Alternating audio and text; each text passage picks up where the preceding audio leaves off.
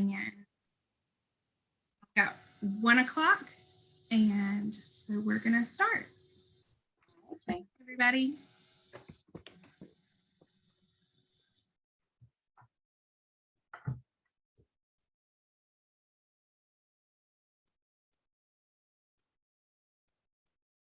All right, good afternoon, everyone, and welcome to Member Cafe.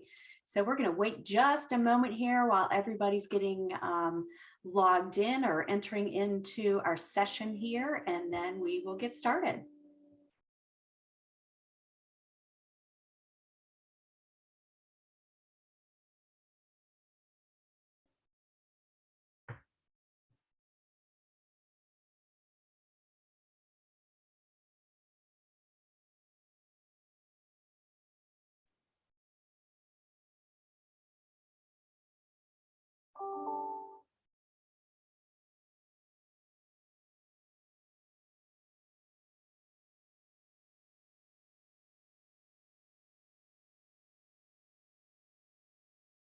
All right, so good afternoon and welcome to Partners Health Management Member Cafe. We are so glad you're here to join us today. We will have some guest speakers today to talk about autism in honor of Autism Awareness Month. So before we get started, I wanted to go ahead and introduce the members of our member engagement team. The member engagement team sponsors this session for you each month. So today we have, I don't think I said my own name, so I'll tell you that I am Ann Gluff, and I am one of the supervisors for member engagement. And then we also have Beth Brooks.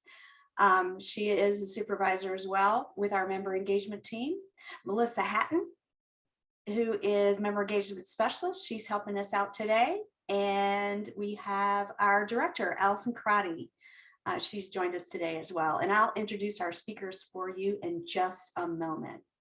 So one thing I wanted to let you know was that we do have this session offered in closed captioning. So you may see that on your screen. So if you don't want to see the subtitles, you can just simply hover over it, click on it, and that'll disappear for you if that's a distraction.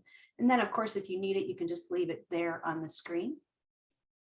So for those of you who are not familiar with Partners Health Management, we are a managed care organization, LME, MCO, sometimes we're called.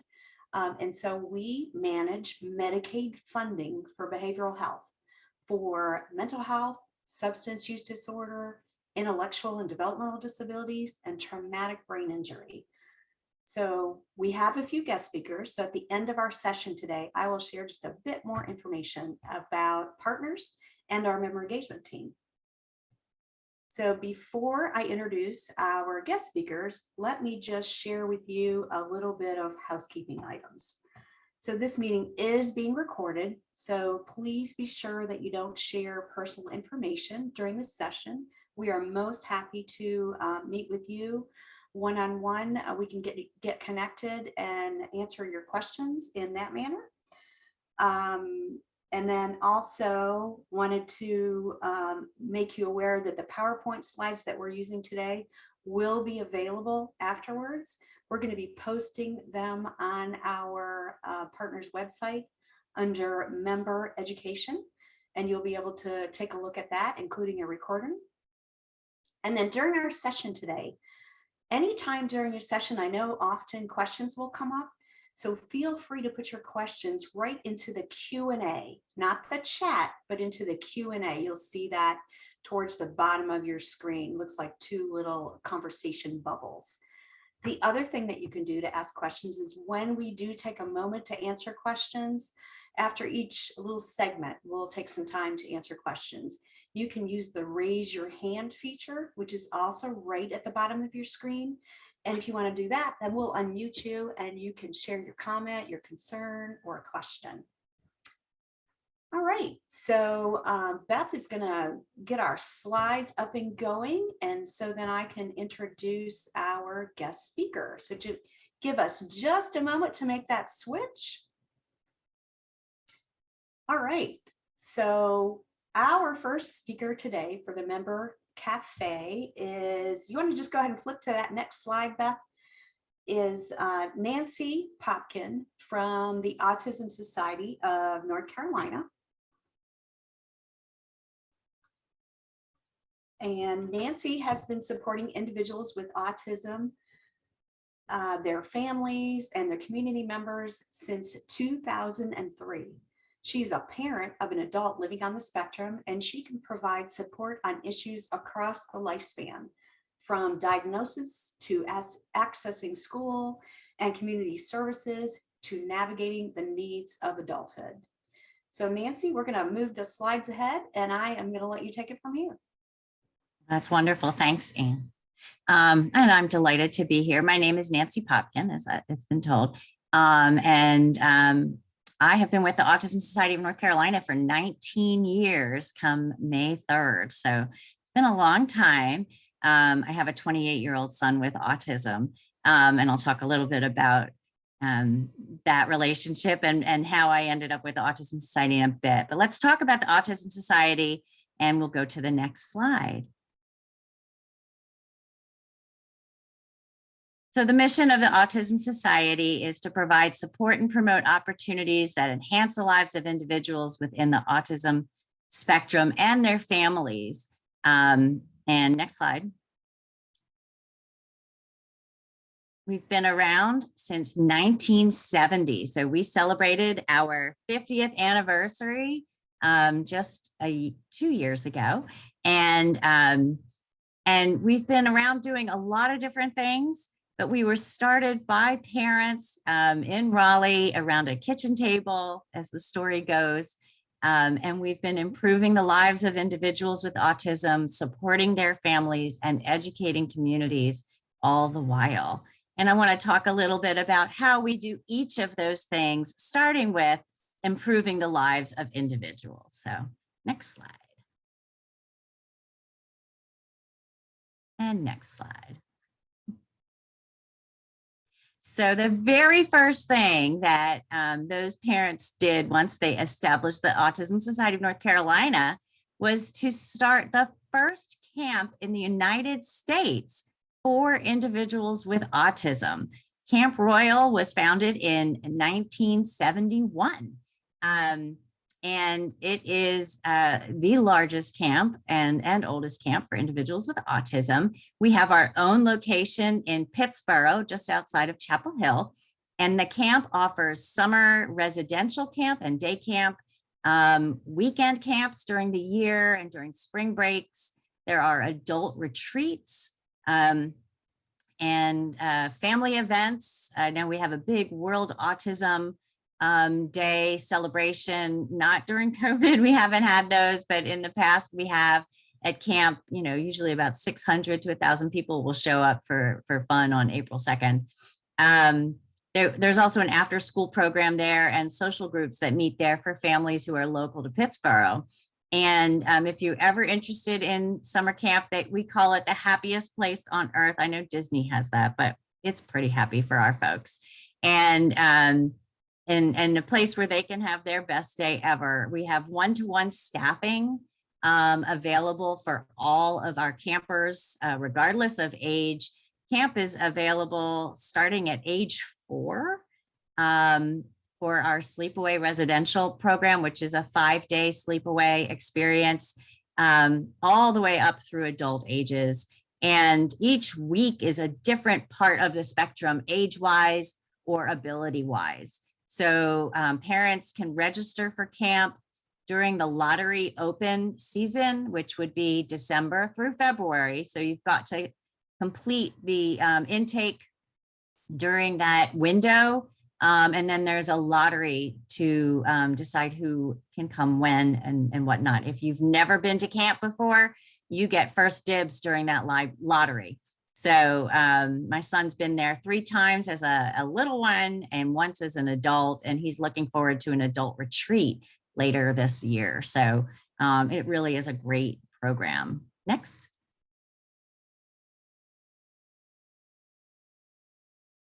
Another program we have in 3 locations across the state now is the Ignite program, which is a peer-to-peer program for our young adults who are really presented as our most independent individuals. So some may have been diagnosed with Asperger's when that was a separate diagnosis. It's located in Davidson, in Raleigh, and in Greensboro.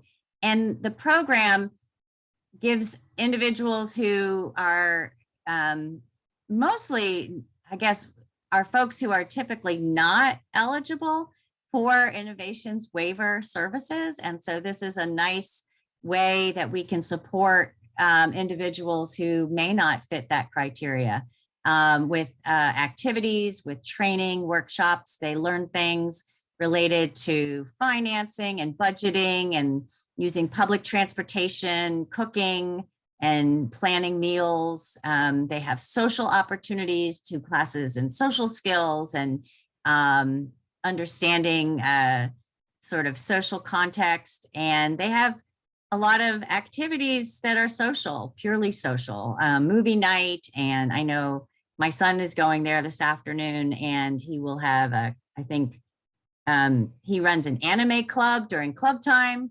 And he has a class on social skills this evening. So, you know, he's getting a lot of different experiences by going. And so this program is again, it's a wonderful program for those of you in the area. The program in Davidson probably is the closest. So that would be something to consider for adults 18 and up who have a high school diploma following the Future Ready track. Next slide. And then in this area, I will mention that the Autism Society of North Carolina has services across the state, and the services vary from region to region. So there are services that I'm not talking about that we have, but they're just not available in this area. But I did want to mention another service that we do have available in all 100 counties. Is our rapid response consultative services. So this is through our clinical department, which runs our ABA program. Our ABA services are limited to sort of our major metropolitan areas where the density and incidence is really high. So in this area in Mecklenburg County. But our board certified behavior analysts are able to offer consultative services through the rapid response consultative service. It's a telehealth service. So that's why we are able to offer it in all 100 counties. It's an opportunity to, you know, get some strategies in place at home. You'll get 2 to 4 consultative sessions with a BCBA to do some problem solving and help your child gain some new skills and help you gain some new skills as well. This is covered by insurance. And again, to access this service, just reach out to our clinical department. So let's talk about supporting families, because more than anything, this is what the Autism Society does. And we'll go to the next slide. The Autism Resource Specialist, that's what I am. There are 20 of us across the state divided up into regions. And so I operate out of our Charlotte region, and there are 3 of us based in our Charlotte office. And all the Autism Resource Specialists are parents of individuals with autism. So all 3 of us have children actually in their 20s. So we've been living the life of autism for a long time, and we are happy to share both our learned experiences as well as what we've learned through our professional development. So we are all professionals in the field with autism, but we have that firsthand experience we're able to share as well. And we offer resource information, but also problem solving and guidance. We can talk about school challenges. We can talk about navigating services, for instance, through the MCOs and pretty much any other system that our families engage with. So we encourage parents to reach out to us. I will say the Autism Society considers the Autism Resource Specialists sort of the front porch of the Autism Society. So we're often the first person that somebody may connect with at the Autism Society before they connect with other programs or services. Next slide. One of the ways that we support families as autism resource specialists is to provide workshops. There's nothing more important for parents than to learn more about their child's diagnosis, about navigating resources, about implementing strategies and problem solving. It really is a way for us to empower you. And so we do a lot of education, starting with, an after the diagnosis workshop, but we do workshops on evidence-based practices, on IEPs, transitioning to adulthood. We can talk about residential options, all sorts of topics. We share this responsibility with our clinical team as well, who put on a lot of our workshops. Some of these are live and everything's right now on webinar, but some of them are recorded, which I'll point out in a minute.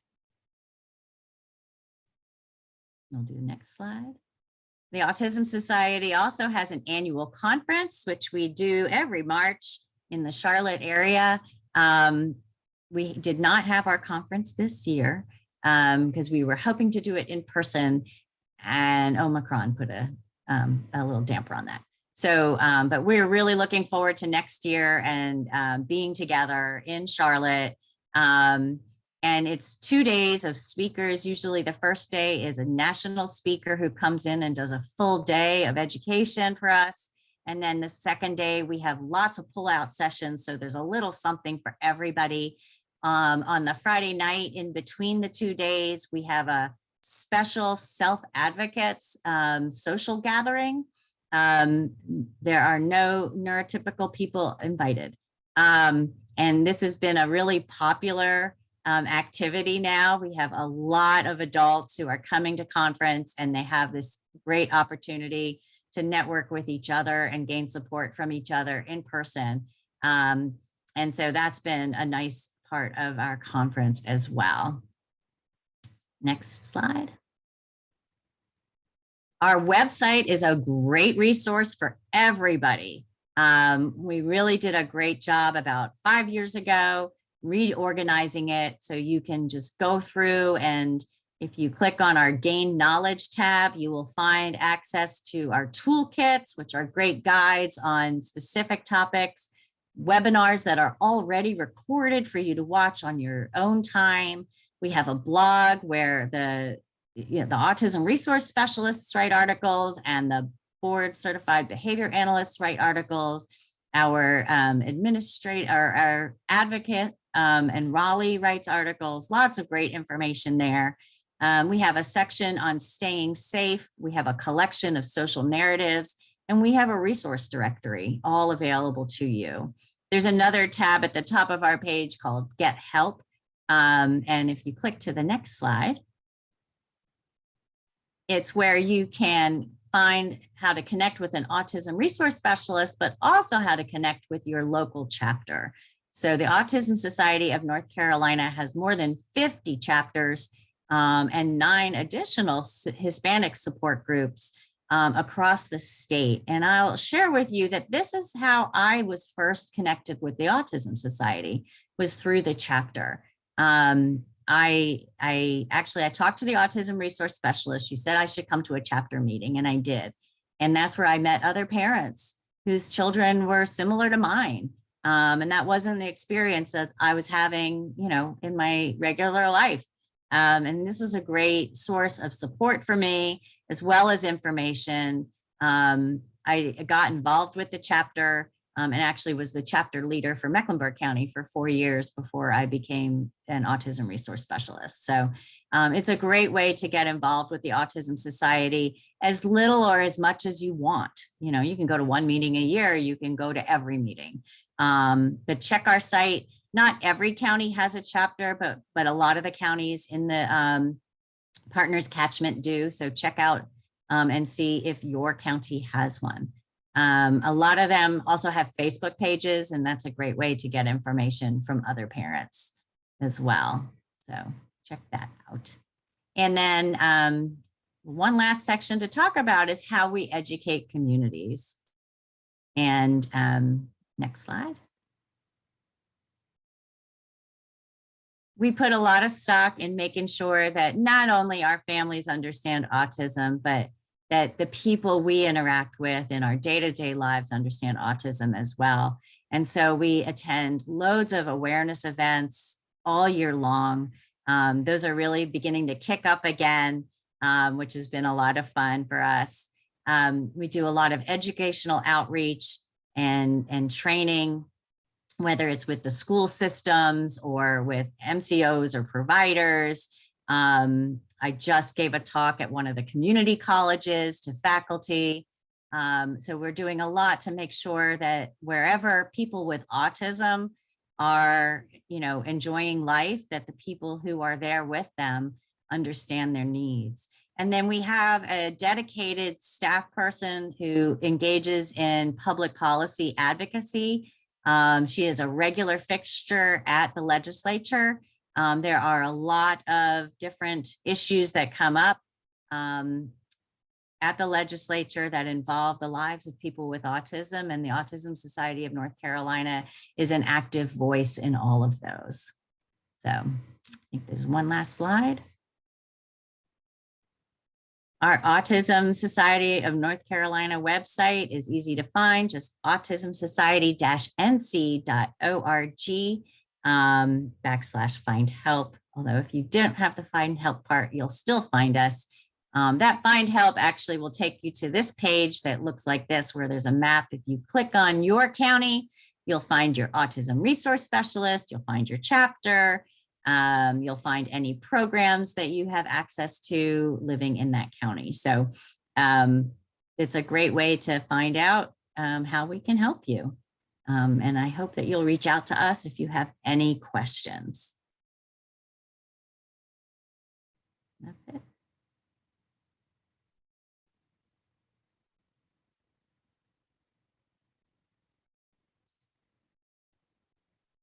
So I see Beth, I've pulled up the Q&A and I saw that there's a question about, do we have Spanish speaking specialists? And the answer is yes, we do. We have an autism resource specialist that actually covers the whole state, answering questions. That we just brought on a second person in our Greensboro office who I know I did a call with her. She provided translation services for us. So we've done a lot. And if you go to our webinars page, there's actually a whole bunch of webinars that are translated into Spanish. We've done a lot of workshops with live translation. So Mariela Maldonado is a wonderful resource for our Spanish speaking families. She will get them connected to all the possible resources, one of her support groups across the state, and make sure that you're finding out about all of our workshops and webinars that are offered with Spanish translation. We actually have translation services live at our conference as well. Spanish speaking members are, they get a headset and there are people translating all the talks live in the moment as we do our conference. So we've put a lot of energy into that. Thanks for that question. A couple of more questions. Okay. If I have reached out to my local support and not heard back, what can I do? If you have reached out to your autism resource specialist or your chapter and haven't heard back, I mean, you could always reach out to our main office and they will let us know. We typically, I know for the autism resource specialists, we have a triage system. So if you call our number, we have a triage specialist who checks all of our voicemail. All of those calls get entered into logs that we are checking daily. When I get off this, I'll be checking our log to see who the next messages are. So if you're not hearing back from us, please don't give up. I think I know we answered about 750 calls last month, and we were just talking about that before we came on. So we do have a lot coming in, and occasionally something might get slipped up, but Chapters, I will mention, if you're reaching out to your local chapter and you're not hearing back, keep in mind that chapters are run by volunteers. You're welcome to let us know, like the resource specialists, and we'd be happy to connect with the regional chapter coordinator to see if we can get some answers for you. So thank you for that. The next question is, the trainings and webinars you provide, are certificates available? I plan to share this resource with our foster adoptive families. So you can reach out to the presenter if somebody needs a certificate to say that you attended, and that can be provided afterwards. Only some of our trainings and workshops come with the CEUs that are sometimes needed for professional development, and that's usually with our conference only. But the other webinars, I know for foster parents, you know, if you need just documentation that you attended, we can usually provide that after the fact. And then the next question is, do participants in the Ignite program need to be self-advocates, meaning no guardianship in place? Yes, they do. There may be an exception here or there, but for the most part, they are their own guardians and are typically not Innovations Waiver recipients. They will have graduated with what's called the Future Ready Diploma pathway as well, as opposed to the Occupational Course of Study pathway. Thank you. Is there an age limit to the rapid response consultative services? My son aged out of ABA when he reached 21 years old, looking for a way to continue some types of services. I actually am not certain about that. So I would suggest to reach out to the Rapid Response Consultative Service and talk to our intake specialist, Melissa Roper, and she will have an answer for you. That is all the questions that we have in our Q&A. All right. Now, thank you all for your attention.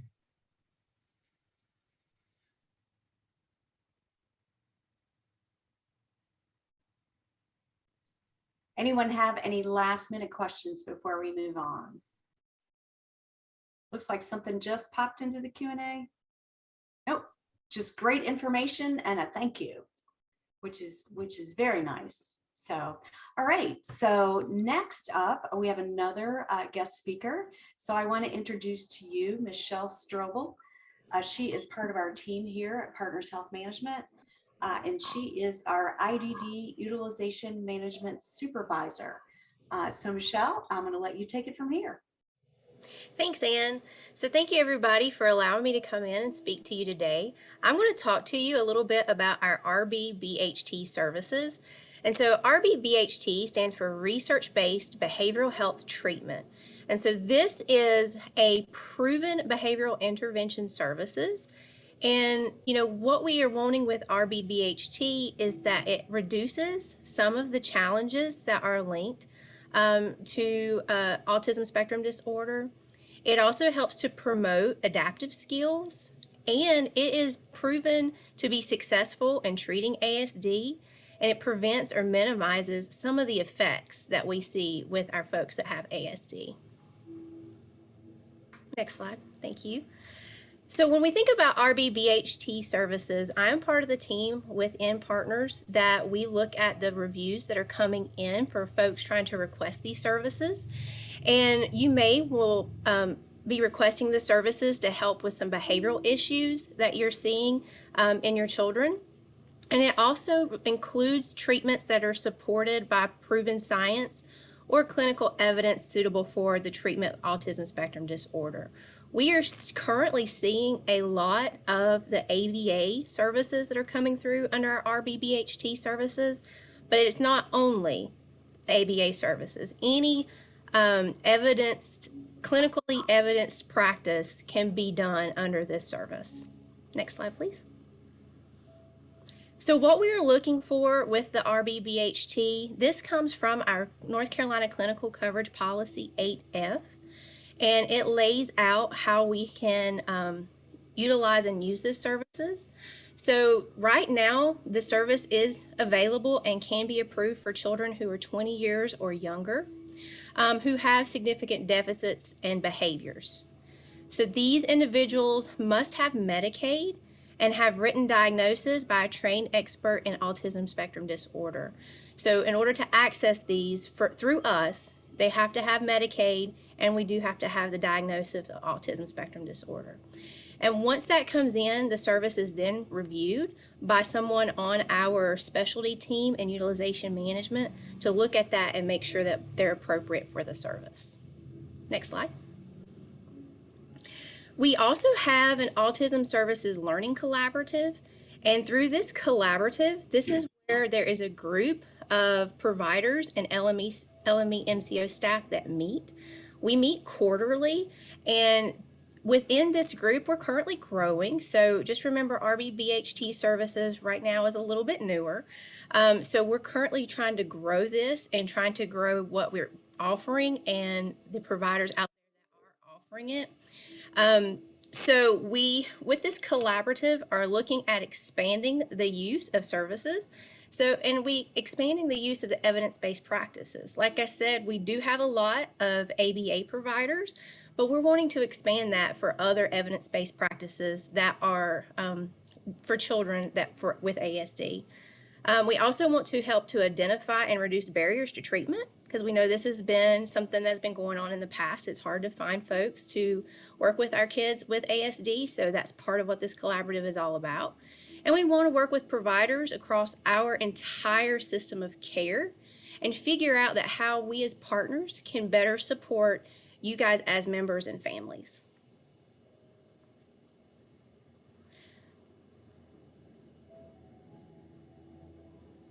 All right, so at this point, does anyone have any questions for Michelle about the RBBHT services?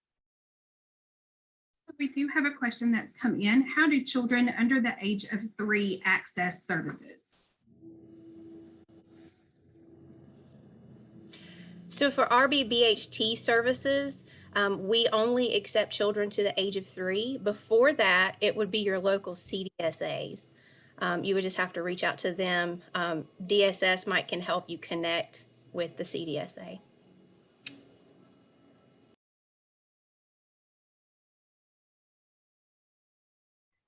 Great. So thank you, Michelle, for sharing that great information about services. And thank you, Nancy, for sharing all the information about the Autism Society.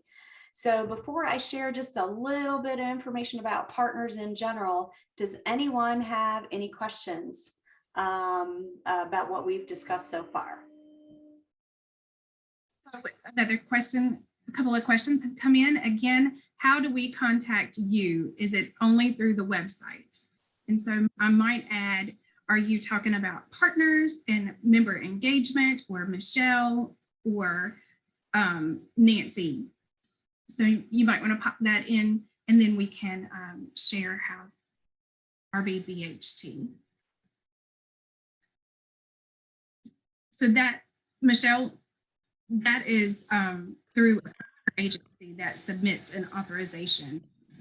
Yes, correct. Yes, you're correct, Beth. Your provider agency would have to submit an authorization to us to be able to provide that service.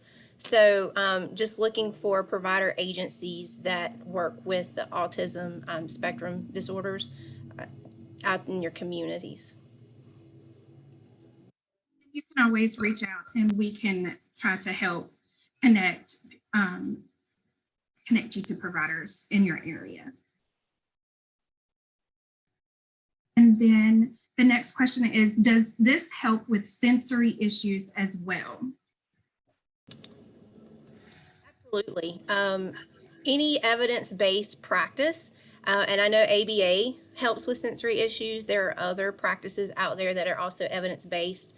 And so as long as the member has a diagnosis of autism spectrum disorder, they can potentially be eligible for this service.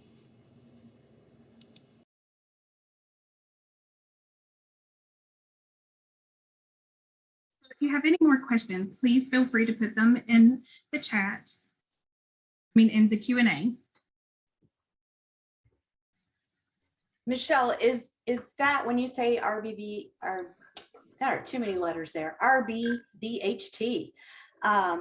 If when you say evidence-based practice and look for a provider in your area, is that something that you could give an example of what another service might be, or is it really dependent on the individual child and what their needs are? Thanks for that question, Anne. And you're correct. It really is what is, it's dependent on that child and what they may need. There are other evidence-based practices that can be utilized when working with children with ASD, to include certain like some sensory type stuff. There are certain kinds of different interventions that can be done. One of the things that I've learned as I'm learning more about the RBBHT is a lot of folks just automatically go to ABA, but there's other things out there. And as long as the state has been very flexible with this service definition, and as long as it is appropriate and evidence backed, then we can approve that service. So we are currently in the process of trying to get more providers that offer a variety of different services. So we're looking forward to being able to expand this. One more question. Is the collaborative group open for providers to join? Yes, it is. And we would hope that any provider that is providing or thinking about providing RBBHT services is represented in that collaborative.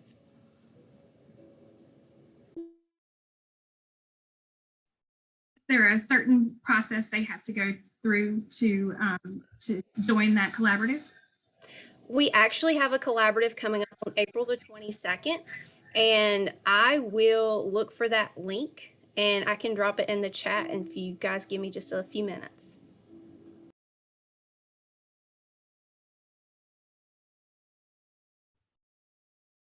That's great. So we'll wait for Michelle to do that. And looks like we don't have any more questions in the Q&A at the moment.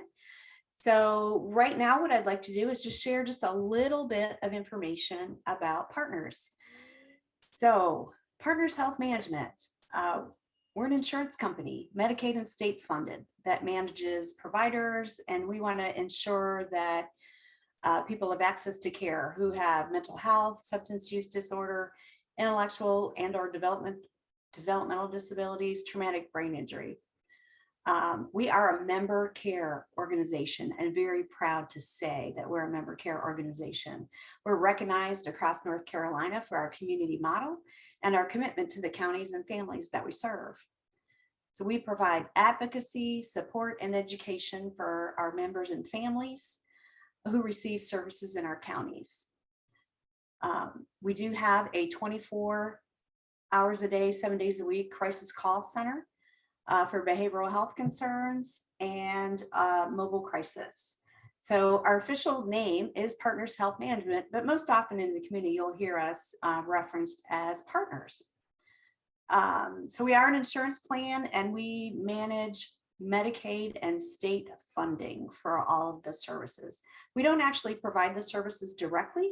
We have a network of providers. So Michelle was talking about identifying a provider in your community.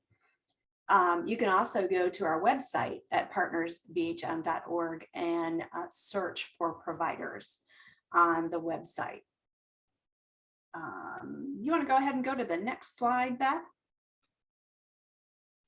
So Partners is an LME-MCO. There are others across our state, such as Alliance and VIA are two of the other ones. There's also Sandhills and Trillium on the East Coast. So we serve 14 counties. So here we are listed right here. Not going to read them all for you, but these are the counties that we support for behavioral health.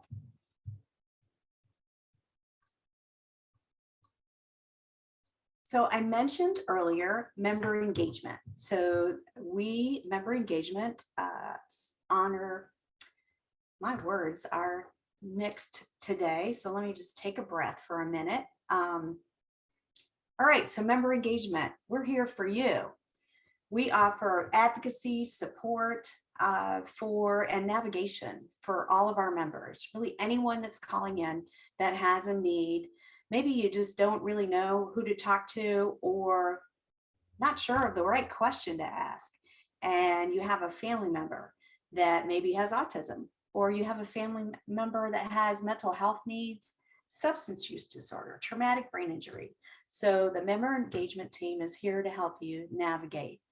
We can listen, have a conversation with you, and maybe share some ideas with you so that you can come up with a plan of action to help support your member, whether that be connecting to a service or getting some resources so that you can reach out and continue your search for information on support you may find for your family member. We also work together with our internal departments here at Partners, and we bring the member's voice back into our company. For example, if somebody calls in and they're receiving information from the community or a different agency, and maybe it's not right on point. So we make sure that the department within Partners is aware of that, and we make sure that the right information gets out there. So if you want to talk to us, you can reach out to us via phone, 704-884-2729. It's right there in the center of your screen. And I feel certain Melissa is dropping that into chat if she hasn't done so already. And then we also have an email address. If your preference is to communicate by email, memberquestions@partnersvhm.org. Shoot us an email and we are going to reach back out to you, get you connected to the right person to get you the right information. You're also going to find us on social media, Facebook, Instagram, Twitter. If you're a tweeter, you can go to our website. So we're out there. So please feel free to reach out to us in the way that works the best for you.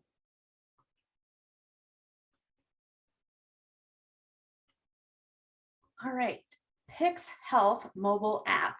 I don't know if any of you have heard of the Pix Health Mobile App. This is an app that we have here at Partners for our members. It is focused on daily mental health. It helps you monitor your physical and your mental health. And particularly it focuses on daily mood, wellness checkups, screenings, depression, anxiety, loneliness. And it has some messaging and assistance through the app. As you work throughout the app, there is also a compassionate support call center to chat with someone, and they are all peers, meaning that they have lived experience in the mental health realm. So it's an opportunity for you to talk to someone who's maybe been there, done that, which is always a great thing to have a conversation with someone who understands. So again, this Pix Health mobile app focuses on daily mood and wellness check-ins. You can see right here on your screen on how to download it. And it's hipix.com, and then there's a phone number there, 855-499-4777. And that's going to take you straight to the Pix Health folks, and they can help you out. So I really encourage you to check it out.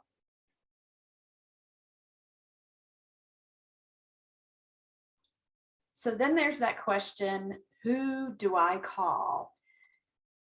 You have a question, you're not sure where to find the answer, so who do I call? So here we are. So if you're already receiving services, you want to refer to your provider agency first. They're your first connector, your first responder. Also, if you are in crisis and you need help right now, you can call our Access to Care department 24 hours a day, 7 days a week. There's your number right there on the center of the screen. It's 1-888-235-HOPE or 1-888-235-4673. What's going to happen when you make that phone call is they're immediately going to ask you if you are in crisis and need of help right at this moment. And they're may transfer you over to a licensed clinician. It just depends on your need. It's also a number just to call for access to care. And they're going to ask you some questions, get some general information, maybe make a connection for you to a provider agency, or send you on to our team, member engagement, to have a further conversation about what your needs are. And again, you can see there right on the screen, there's our number for member engagement as well, 704-884-2729. So member engagement, it's available Monday through Friday, basic business hours. And what happens when you call that number, it's our goal that you get a live person answering the call. What it does is it rolls. So if the first person cannot answer, it's going to go right to the next one. You may hit our voicemail. If you do, our goal is always to respond to you within 24 hours. So you should get a response fairly rapidly. And then you can also email us, memberquestions@partnersbhm.org. All right, so let's talk about how you might get involved. So I don't know if any of you have heard of CFAC, which is the Consumer and Family Advisory Committee. So the CFAC is a volunteer group. It's made up of our members, families, individuals who represent our folks that receive services for mental health, for intellectual and developmental disabilities, substance use disorder, traumatic brain injury. And the CFAC is there to give input to partners, health management, on how things are going here for us. It is actually part of the general statute for the state of North Carolina in our service system to have this team of folks, individuals who are supported by the services, to be able to give input and review information. So if you want to find out more about Partners CFAC, you can do that by visiting our website. There's a link right there on the screen, and I know Melissa just popped that right into the chat for you. So you can go in there, copy and paste it, make it super easy for you to get there. So if you go to that part of our website for Consumer and Family Advisory Committee, it's right when you go to our website, it says get involved or to be involved, and it's going to be on that list right there if you don't grab that link. So that'll share more information about our CFAC.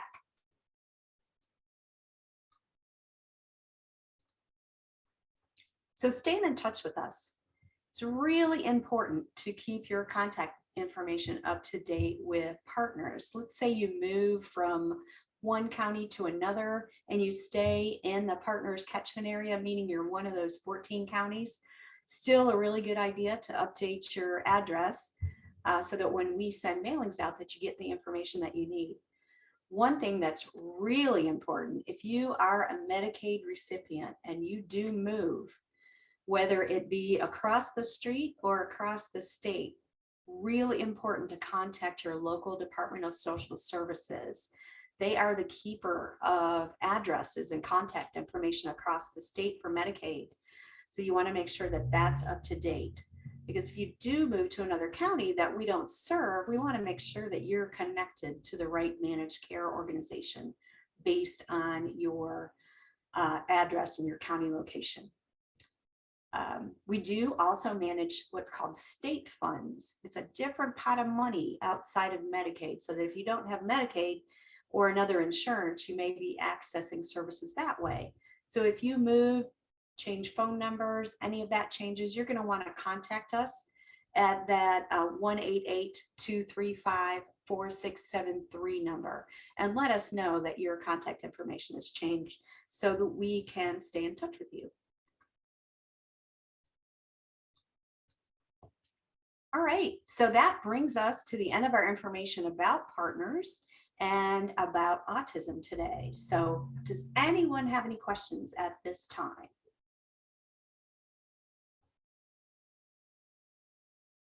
We have anything out there, Beth? Any questions? Or We do. Good? Okay. We sure do. This one says, my 8-year-old has ASD, ADHD, and sensory processing disorder. And the school has been persistent with him having behavioral issues this year, but I don't see these issues at home. Any thoughts or recommendations? I'm going to go ahead and jump in on that one, since that's a call we get pretty often at the Autism Society. And I would say that, it's not uncommon that there are behaviors we may see at home that they don't see at school, or they see at school that we don't see at home. Probably it would be best. There's not a single answer I can give you that's going to solve it, but I'm not sure what county you're in, but I can make sure that you are connected to your autism resource specialists, and we can schedule time to talk with you, look at your child's current IEP, and see how we can support you with advocating at the school level and whatnot. So if you want to put your county in the chat, or somehow we can get that information, I can help connect you. He says Burke County. Okay. So the easiest thing to do would be and this would be for anybody who's looking to connect with your autism resource specialist. I know you, if you had mentioned I'm having trouble connecting, reach out to our main office. But Burke County is either out of our Hickory or our Asheville office. So it's not one of ours, but if you find our map on the website, you'll find out who your autism resource specialists are, and let them know that you have some school concerns and would like some support.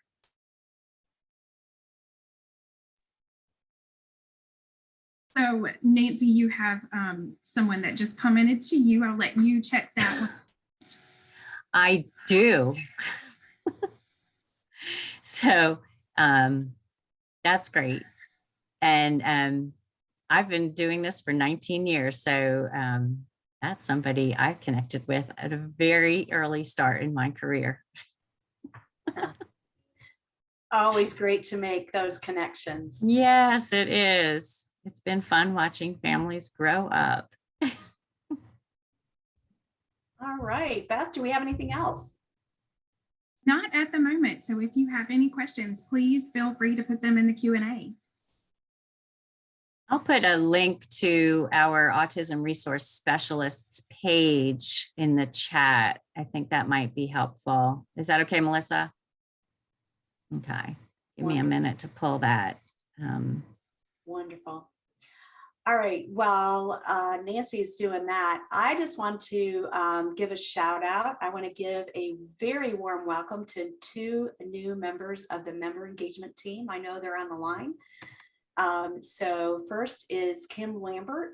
She is a new member engagement specialist, and she'll be covering Cabarrus, Stanley, and Union County with a focus on our IDD population and our Spanish-speaking families. So we are thrilled to have Kim join our team as a bilingual member engagement specialist. We're also excited to welcome Cindy Choba. Cindy is coming to us from Cardinal Innovations, and she is our member engagement manager. So a new position for us. We are thrilled that she'll be here and giving us all great support and being a great liaison to our CFAC members as well. So welcome, welcome to you all. So it looks like we might have a couple more things in the Q&A, Beth, is that right? So, well, Kim said, just want to say thank you for all the helpful information. And then Cindy said, great information. And thank you to our guest speakers, Nancy and Michelle. So, glad you could join us, ladies. Awesome. Well, they just said what I was just going to say. Thank you so much for your expertise in autism and in RB-BHT services. Very much appreciated.